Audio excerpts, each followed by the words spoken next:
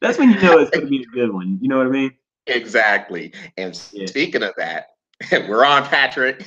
See, Ah, you can catch some of the. It's all good, man. Look, you can catch some of the behind the scenes stuff as we're going on. It's all good. yeah, But it's all good. welcome to another edition of the Breath of Fresh Air webcast on YouTube. I am Charles Taylor, and you saw Patrick Brackett there. Say what's up. What's up, everybody? All right. Well, Patrick, let's get to these topics. We're going to start with baseball. And Yes. let's let's go with the Washington Nationals because today, I guess depending on how you want to look at it, maybe they waved a little bit of a white flag. They traded Daniel Murphy, the second baseman, to the Chicago Cubs, and they traded Matt Adams, first baseman, to the St. Louis Cardinals.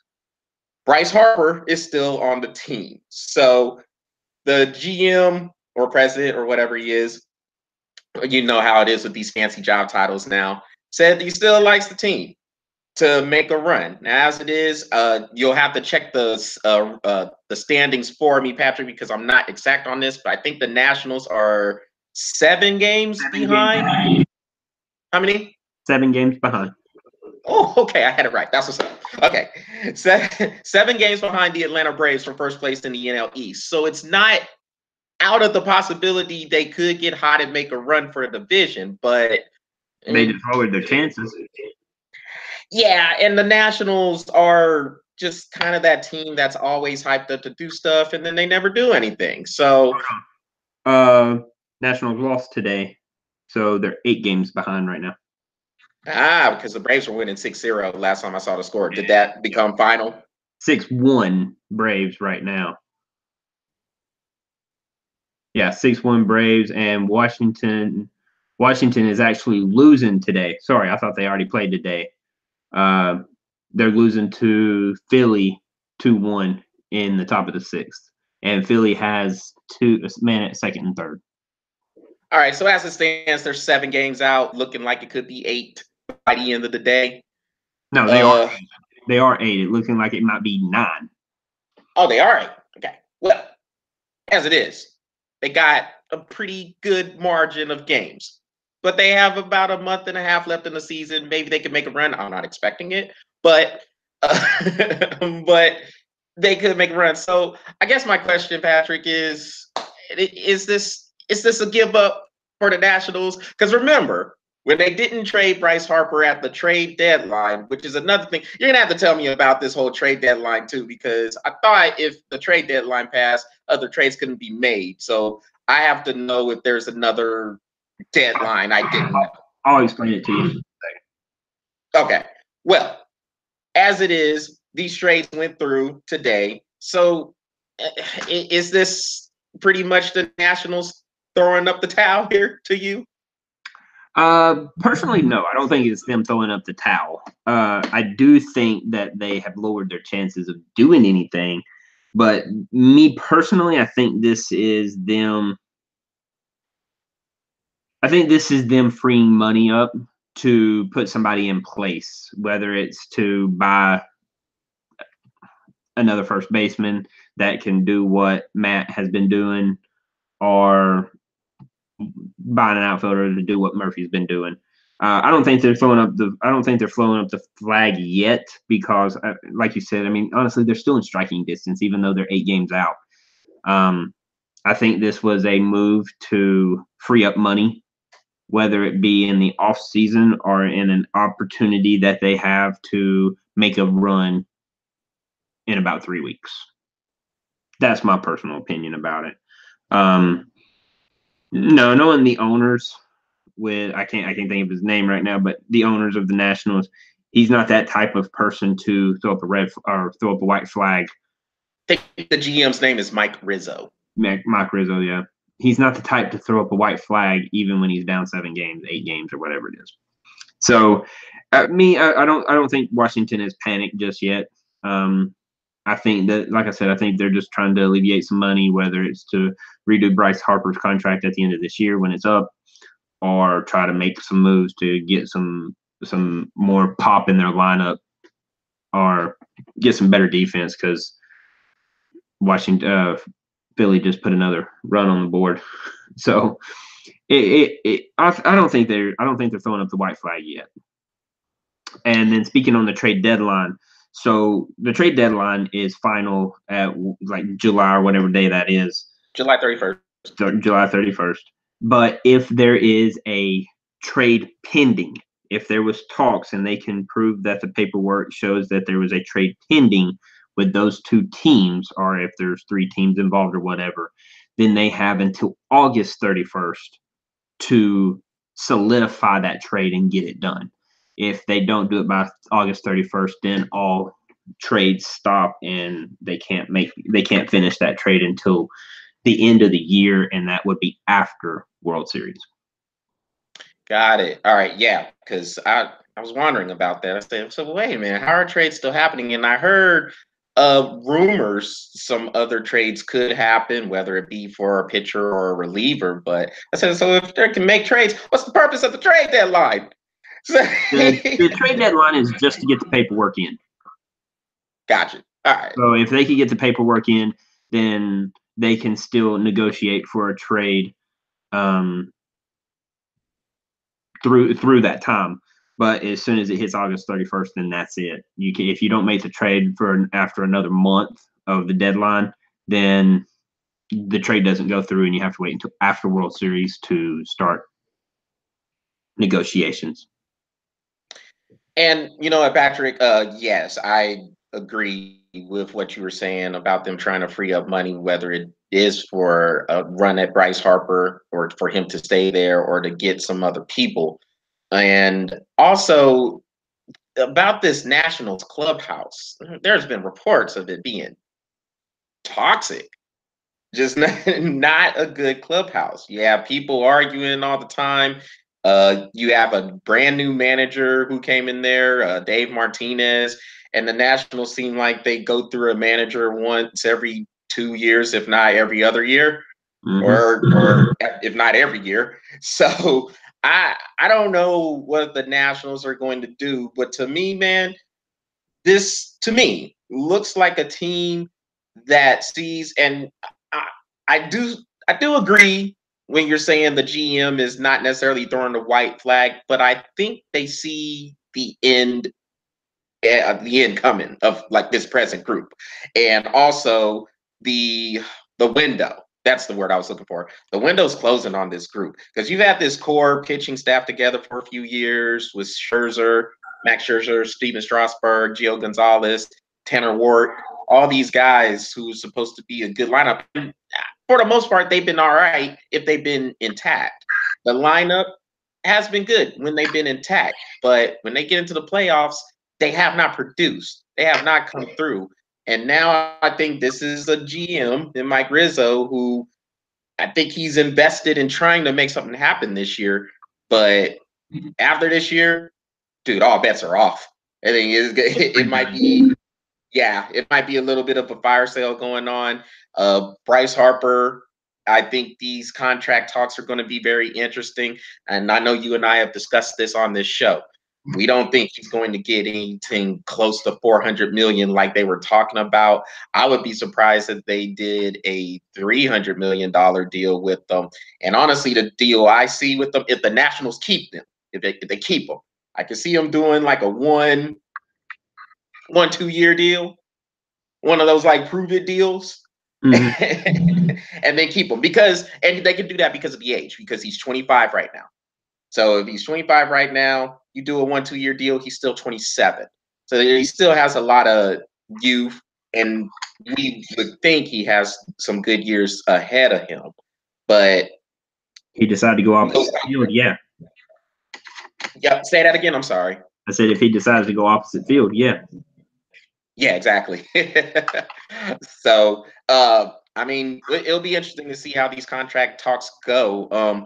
Anything to add on it before we move on to Yu Darvish? No, that's it.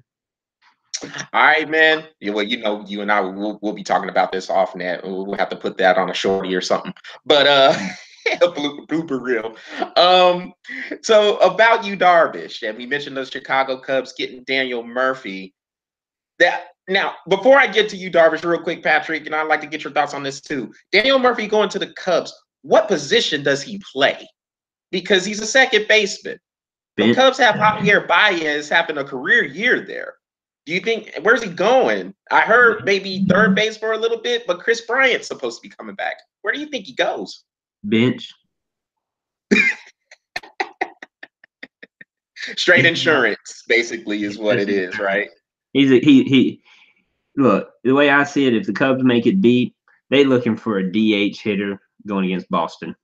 I'm letting you know right now, world, Boston in the World Series. That team is just too freaking solid. They next. They on a scale to 113 wins, bro. You got to do whatever you need to do. Go ahead and start doing it now, because Boston is nasty. They are nasty. They just barely lose, dude. Ugh. Yeah, Boston's looking strong. But you know how it gets in the playoffs, man. And I know, I mean, we'll definitely talk about it as we go on. But I mean, I still think Houston can be a threat. Cleveland, maybe. Shoot, they've won 2 in a row in Boston in this series, so maybe they're trying to send a little bit of a statement. But yeah, Boston still looks ridiculous. Yeah, Boston still looks freaking solid, dude. 113 wins, dude. Yeah, they on a roll. Dang. If my memory serves me correctly, what's the record? 116. It's been done one time. Yeah, I think Seattle, right? Seattle. Yep. Yeah. 116 wins, dude. And they're on pace for 113. Now, Patrick, remember though, the Seattle team did win all those games. They got bounced. They got bounced. Yes, they did. 116 wins. well, Patrick, Yu Darvish. So the Cubs shut him down for the season. Yeah, and honestly, it's his right elbow. He has had Tommy John surgery one time before. So now they shut him down because he has a stress reaction in his elbow, his right elbow, and a tricep strain, I guess. Does this mean another Tommy John surgery for Yu Darvish? And man, if you're the Cubs, how are you feeling about this deal? Because, I don't think they should have done it anyway, but what do you think? I mean, if this is what it's proven to be, I mean, I've heard several things about it, but if this is what it turns out to be, then yeah, he's probably looking at another Tommy John surgery. I mean, wait, how many can you have? I mean, I guess that's my question. I guess until you run out of ligaments in your leg, you start borrowing from somebody else. I mean, Patrick, the way these pitchers go, man, if there's any type of tightness in the elbow, they're like, oh, Tommy John surgery. I thought surgery was supposed to be a last resort, but apparently they're just like, oh, I'm tight. Tommy John surgery. Oh, dude. Got that dorm grip. Let's go get that Tommy John surgery. My circle jerk. Yeah, I gotta go get Tommy John surgery. So to be a last resort, man. I don't know. I don't get it. Yes, to answer your question, yes, I think he's getting Tommy John surgery again. I do. They shut him down for the year. Might as well get something done, I guess. I mean, what else can he do? Get Botox?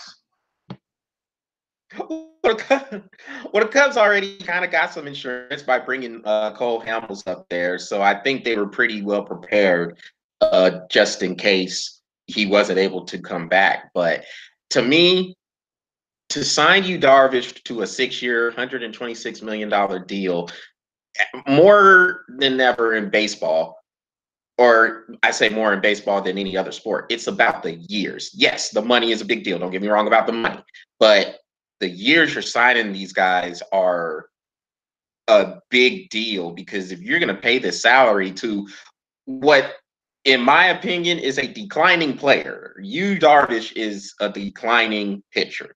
And when he gets into the big moments, it's been shown he melts. I mean, he melts, collapses under the pressure.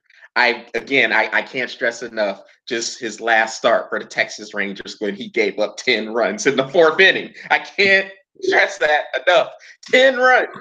And Honestly, then I guess then the question would be is he really getting benched because he has tightness in the elbow, or is he really getting benched because he gave up 10 runs in the fourth inning? well, I mean, Well, eh, I, maybe a mix of both. I'm gonna say mostly because of the tightness. Because Well, he's been out all year. 10 runs. Yeah, but he's been mostly gone. He's been gone most of the year. So I mean, the man hasn't pitched since May. Okay, So even proves my statement more. It's not like he goes out there and I got tightness. The reason why I gave up 44 hits is because I had tightness in my elbow. I think I need Tommy John surgery. No, come on, dude. You gave up 44 hits because you suck. yeah, and no, I get your point. I do. But I think, or I would like to believe anyway, it was because he's been injured. Now, when he's in there, he's not really that dominant guy you're really counting on, at least not these days. You're hoping you can get 5 or 6 innings from him these You're days. hoping you get one inning out of him and maybe an out in the next. 1 and 1/3 inning. That's what you're getting from him. Yeah, well, I mean, but if you sign in him for that contract, you're hoping he can produce way more than that. Obviously, that's not happening. Cubs saw this coming, so they went ahead and they got Cole Hamels. So I think they're okay. But again, to me, if they were going to sign Yu Darvish that deal, they might as well have kept Jake Arrieta. Might as well. And the Phillies signed him for a 3-year, I think it was 3 years, $75 million. You couldn't have done that. The Cubs, if you're the Cubs, you couldn't have done that deal. Gotta be kidding me. I mean, you got 25 million a year to 21 million a year. But again, it's just a 3-year deal. If he's declining, then you could pretty much walk at that point. Yeah, Yu Darvish, you got here for 6 years. Listen to his name. Say it again. Oh gosh, do I want to? Or are you going with this, Patrick? Yu Darvish. Why would you not want that on your team? You garbage. You garbage. That's what it said. You garbage. You garbage.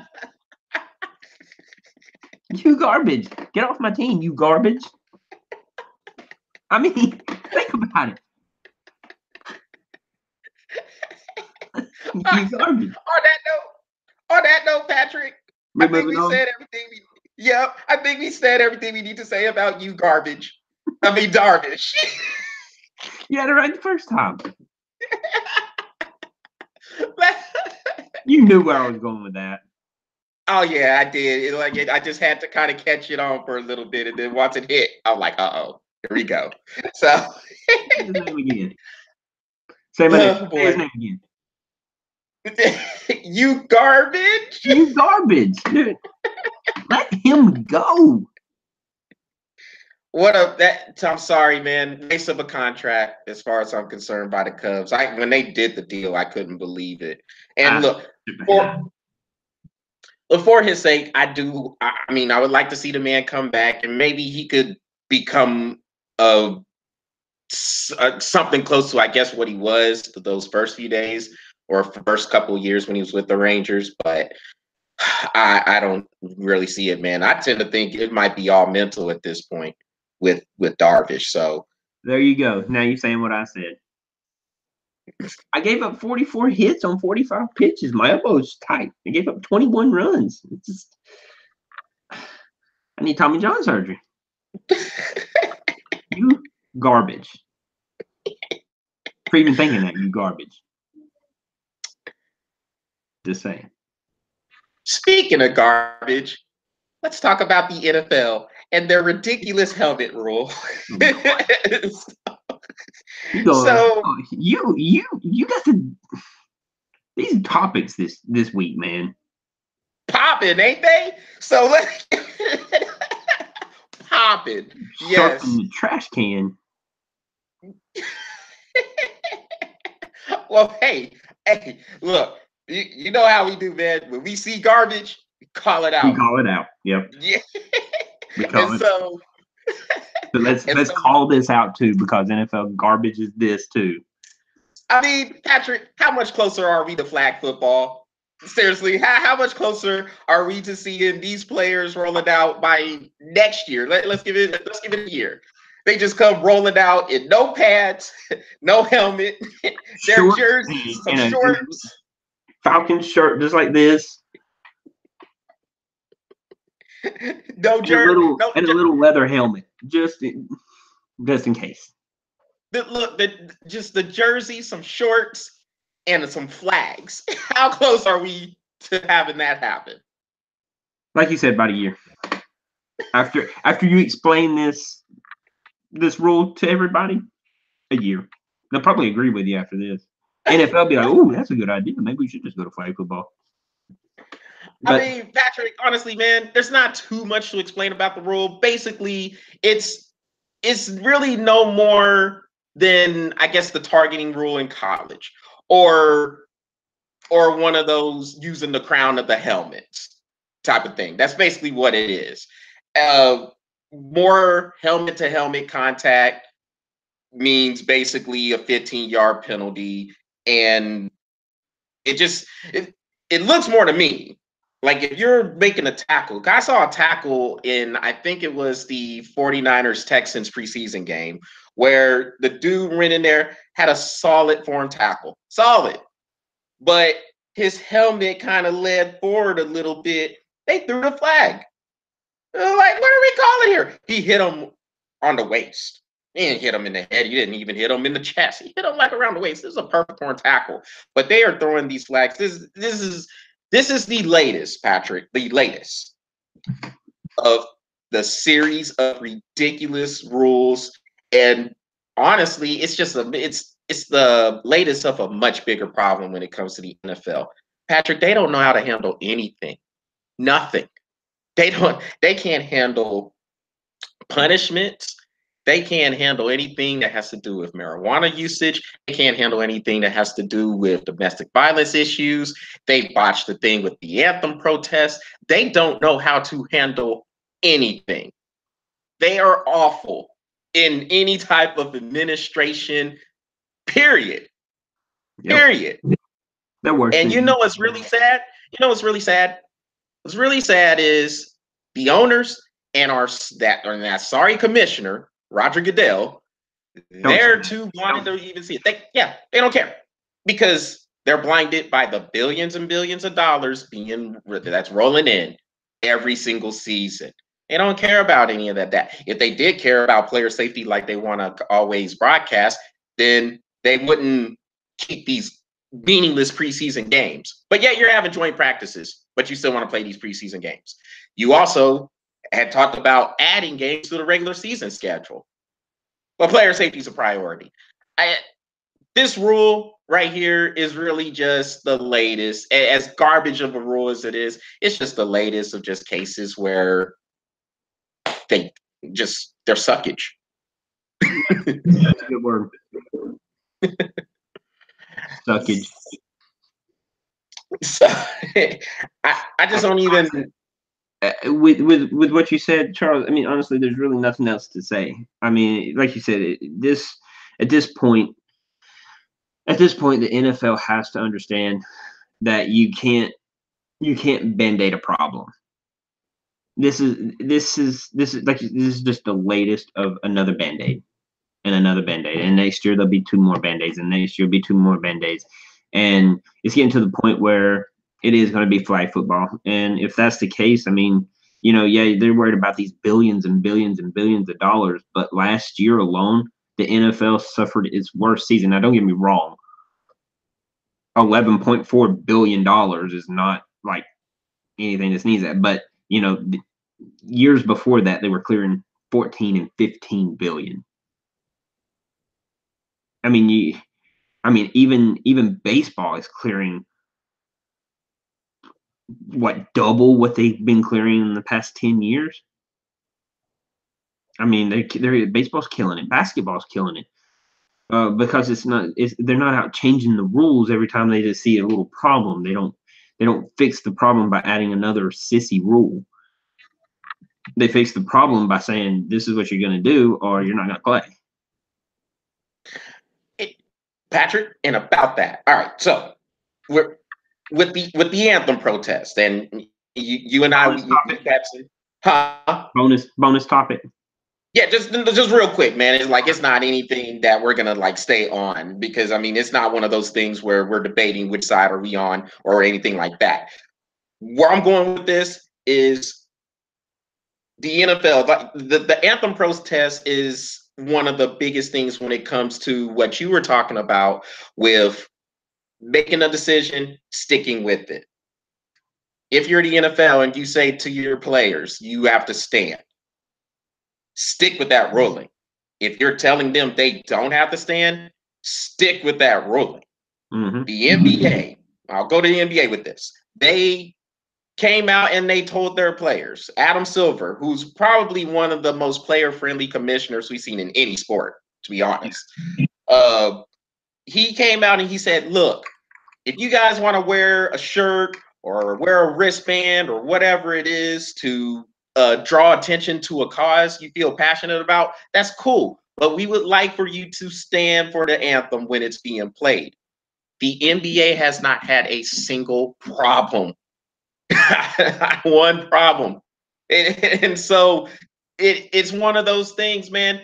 Be stern. If you are a commissioner, and I'm talking to Roger Goodell on this, if you are a commissioner and you are in control of $1 billion corporation, this is what you're up here for. You are up there to make tough decisions and stick with those decisions. If you tell the players to stand, then yeah, there'll be people who might be upset, but eventually the problem will go away because this is your stance and you're sticking with it. And it's the same if you told them they didn't have to stand for it.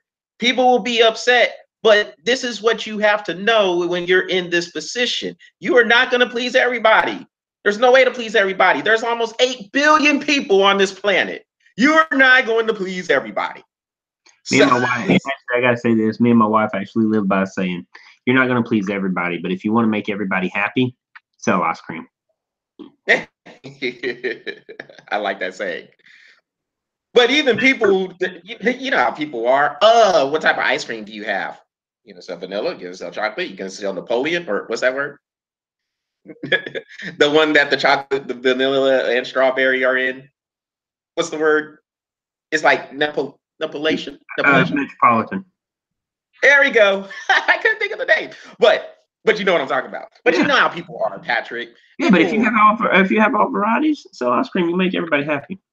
But that's the same we say. Like you know, being in business you have to make a lot of tough decisions. Whether you're Goodell and you're running a multi-billion-dollar industry, or you're like me and my wife and we own our own businesses, and we say that's what we say. You're not going to make everybody happy. If you want to make everybody happy, sell ice cream.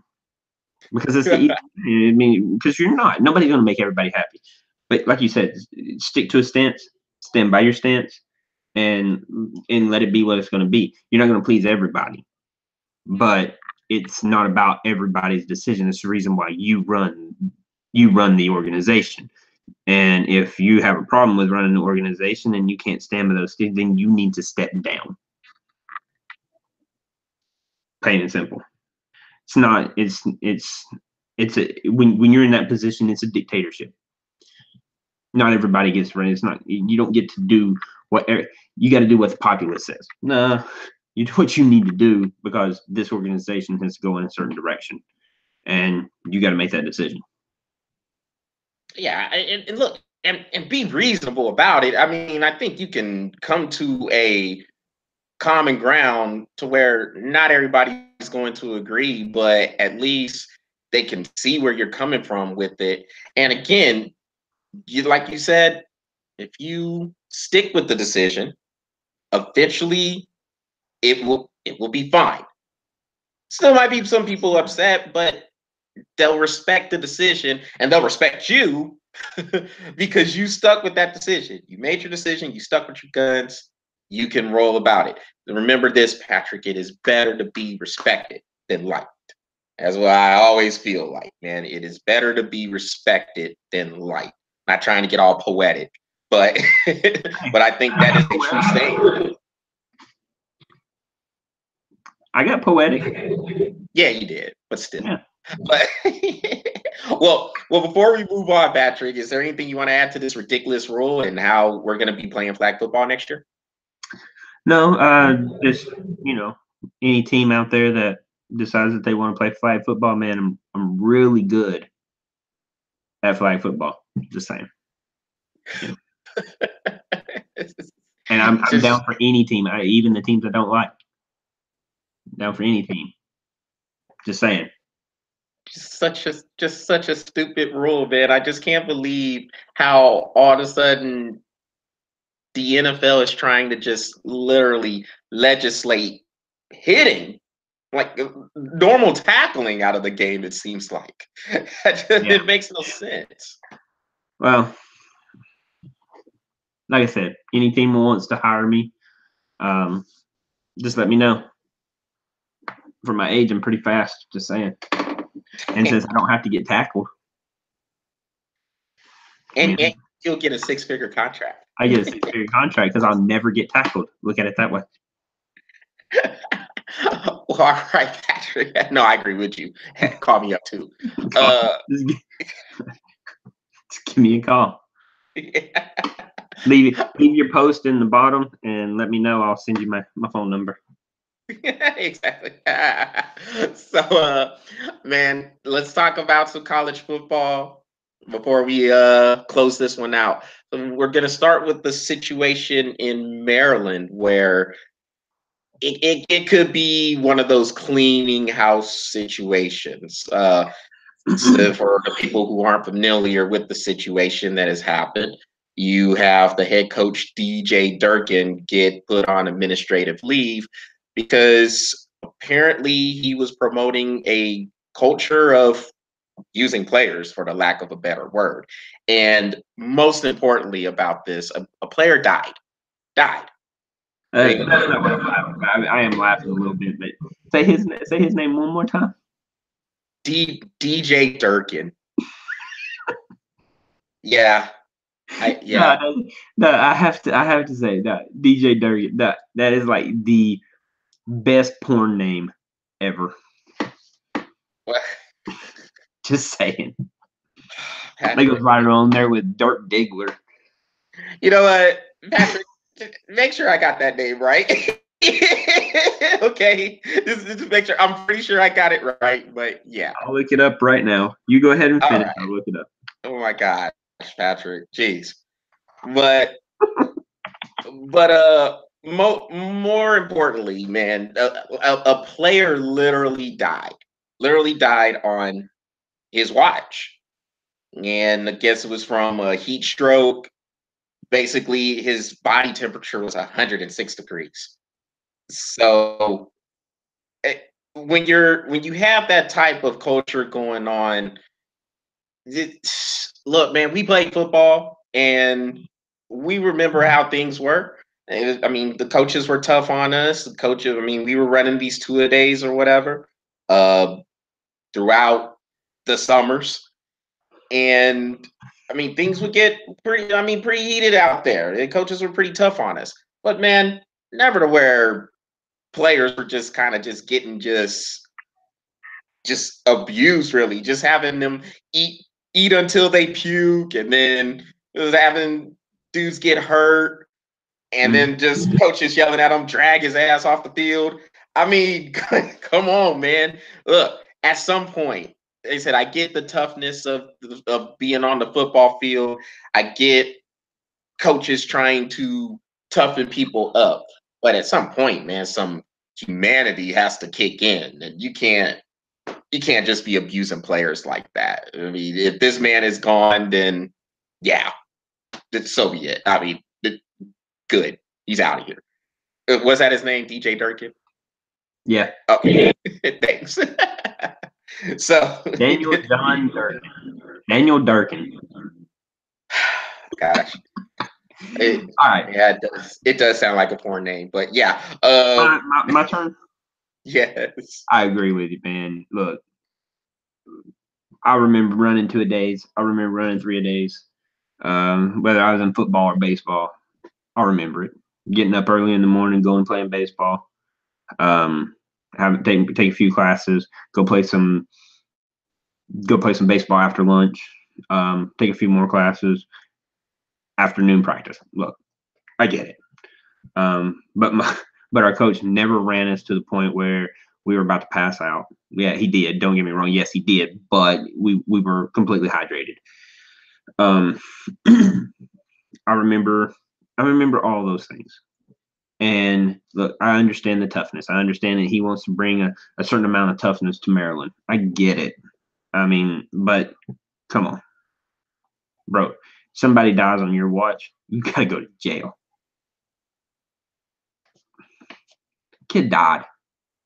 And I don't want anybody to feel offended by me laughing earlier because that's not what I was laughing about. This moment right here is serious.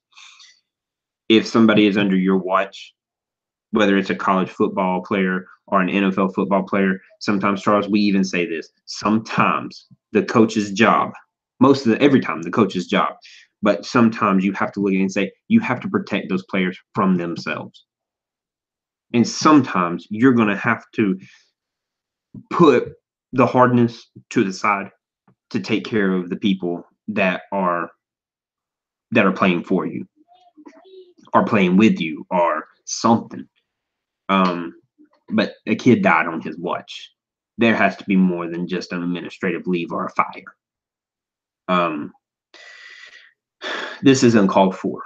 Somebody dying on your watch, this is uncalled for. This does not happen. And I mean, honestly, I would be outraged if I hear that he only gets fired for this.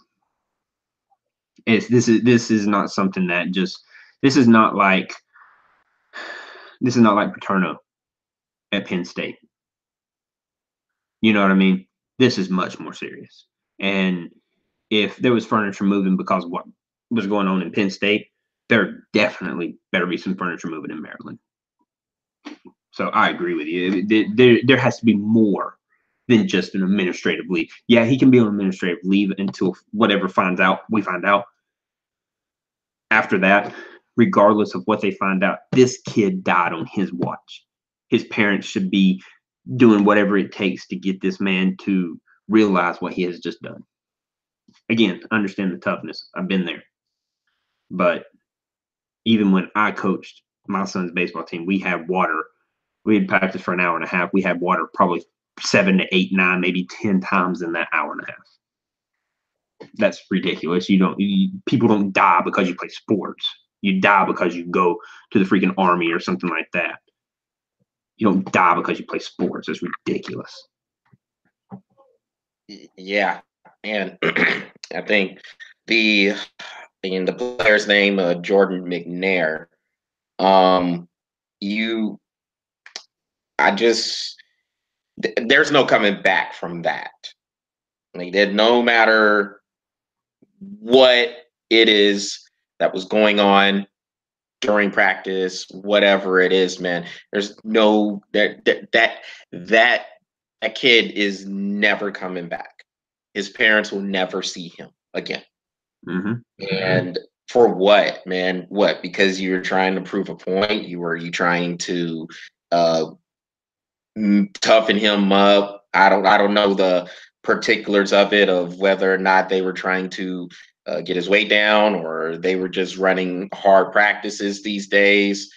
But the coach, whether the coach wants to admit it or not, depending on who it is and how they look at this position, when a kid is recruited to your school and you go into their houses, their homes, their apartments, whatever it is, as the head coach, and you are making these pitches to get these kids to come to your school, those parents, whether it be the actual biological parents or uncle or aunt or grandparents, whatever it is, they are trusting you as the coach to take care of them, because the bottom line is those kids are going to spend more times with the coaches than they will with their own families. It's the bottom line, especially during football season. It's just how it goes. So if you give the permission for your kid to go to that school and they die under your watch, how do you feel if you were the parents? Like, I don't know what I'd go insane. I mean, I would literally go crazy if that's what happened to my kids, because I'm going to want to talk to that coach and I'm going to want to know what happened and what was going on, because I am basically depending on you to watch over my son, take care of my son or daughter, depending on the sport. And this is what happens. I mean, the first question you ask is, what are you promoting? I mean, look, there's a saying that, me and my wife go by again. You promote what you permit, and if this is what you're promoting, then death is what you're permitting. No, bro, you're not. My son's not playing at your college, and anywhere DJ Durkin is going to be coaching, my son's not playing there. Hell, next time I hear a Durkin name, I'm like, nope. Because I don't know if he's saying this to kids that's not his kids, what is he saying to his own? You know what I mean? I try to teach my kids cause and effect. Because of this is the reason why this happened. What is it that he's promoting? What is that he's promoting that says that this is okay? That's my first question. What are you promoting? Because if this is what you're promoting, no, nobody's going to play there. And I hope and pray that this is the one that goes. This video goes viral, because people need to hear this. This is ridiculous. Have somebody die on your watch. But with that being said, man, I'm done with it, because this shouldn't be this right here. This bit that we're going should have never happened. This should never happen. And I'm quite irritated that it did. So Durkin, as a coach, bro, give up. Because I can tell you right now, there is not a coach in the world that sucks more than you right now, and probably never will. You are a sucky coach, bro. You suck, and you need to resign now and go home and never coach again. Yeah, couldn't have said it better myself, Patrick. Real quick, before we close, we'll talk about Ohio State real quick, and it's really not too much. I mean, I guess the board of trustees are supposed to meet on Wednesday, and I guess they're going to discuss, among other things, Urban Meyer's fate as head coach. Now, I know you and I had talked about this on the last webcast, I think, and yeah, and that's pretty much where I'm at too. I still think Urban Meyer will be the coach. I haven't seen anything to think otherwise. Zach Smith, I mean, some revelations came out about him, pretty much how much of a pervert he is over here. I mean, seriously, because the dude, he getting what sex toys sent? Why are you gonna get sex toys sent to the office? Like to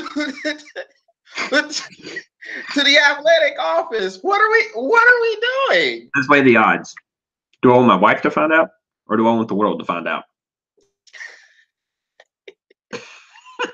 World, here I come. God, what are we doing? Wow. I heard about that. I just laughed about it, and I didn't even read the article. I just went, whatever, bro. Back.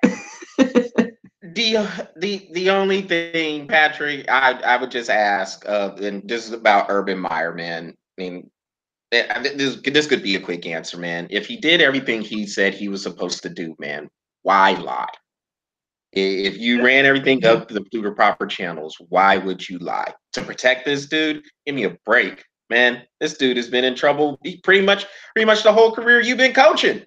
Why are we protecting this guy? The guy seems like he got some issues, but whatever. I'm still on the whole. Let's get sex toys sent to the athletic office. Disgusting. What a pervert. Well, I didn't all right. understand that either. Like I said, I read the headline. I went, what? Because I was kind of curious. Why is this coach having these things sent to the office or whatever? So I was like, what the hell is he having said? Sex. Oh, okay. But from him, makes complete sense. I mean, seriously, like the only other person that I would imagine that would have sex toys sent to an organization is Ron Gronkowski. And the Patriots got that type of the Bill Belichick. I mean, that's a tight knit. He's probably had all kinds of stuff sent there, and he's like, Bill, I can't let nobody know about this. What are you sending here? I just can't let nobody know about this. Done. Don't worry about it. I don't even need. He's like, it's just gonna be a really big box. Big. Don't say a word. How? I gotta go. Ship's waiting. Boat's waiting. I gotta go. How about you just send that to your house? Rob, you're single. It's not like you're married. Just have it sent to your house. No, man. It's gotta come here. Here. Like here, right now. I gotta go. Girls on the boat, gotta go. See you later. On that note, we're gonna close. And we thank y'all for watching this edition of the Breath of Fresh Air webcast. Make sure you leave whatever comments or any whatever criticisms or whatever. Who cares? Whatever. Just say something. And if you got something to say, we want to know and we will respond to you. Check us out on Facebook, Twitter, LinkedIn, and Google Plus. And we will be back.